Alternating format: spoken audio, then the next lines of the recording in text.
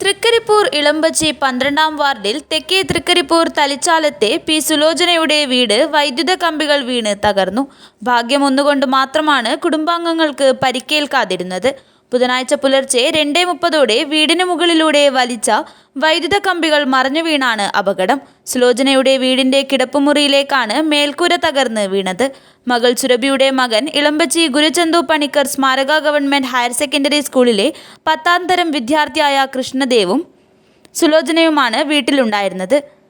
കഴുക്കോലും ഓടും കട്ടിലിലേക്ക് ഒടിഞ്ഞു വീണ ഉടൻ ഇരുവരും വീടിന് പുറത്തേക്ക് രക്ഷപ്പെടുകയായിരുന്നു. തൊട്ടടുത്ത കെ ചിത്രലേഖയുടെ വീടിന് മുകളിലേക്ക് വൈദ്യുത തൂൺ ഒടിഞ്ഞു വീണു. ഇവിടുത്തെ 8 വൈദ്യുത തൂണുകളാണ് കാറ്റിൽ തകർന്നു വീണത്. പാതയോരത്തെ കെ വി ഉണ്ണികൃഷ്ണന്റെ വീട്ടുപറമ്പിലെ തെങ്ങ് കാറ്റിൽ കടപുഴകി റോഡിന് കുറുകെ വീണാണ് വൈദ്യുത തൂണുകളും കമ്പികളും തകർന്ന് തലിച്ചാലത്ത് അപകടമുണ്ടായത്. നോർത്ത് തൃക്കരിപ്പൂർ വില്ലേജിൽ പൂച്ചോൽ എടാട്ടുമ്മൽ റോഡിലാണ് കാറ്റിൽ നിരവധി വൈദ്യുത തൂണുകൾ തകർന്നു വീണത്. കെ വി ശ്യാമളയുടെ വീട്ടുമുറ്റത്ത് കശുമാവും പ്ലാവും കടപുഴകിയും വീണു. വിമുക്ത ഭടൻ എം തമ്പാന്റെ പ്ലാവും തെങ്ങും ഒടിഞ്ഞു വീണു. പകൽ മുഴുവൻ തൃക്കരിപ്പൂരിലെ പല ഭാഗങ്ങളിലും വൈദ്യുതി മുടങ്ങി.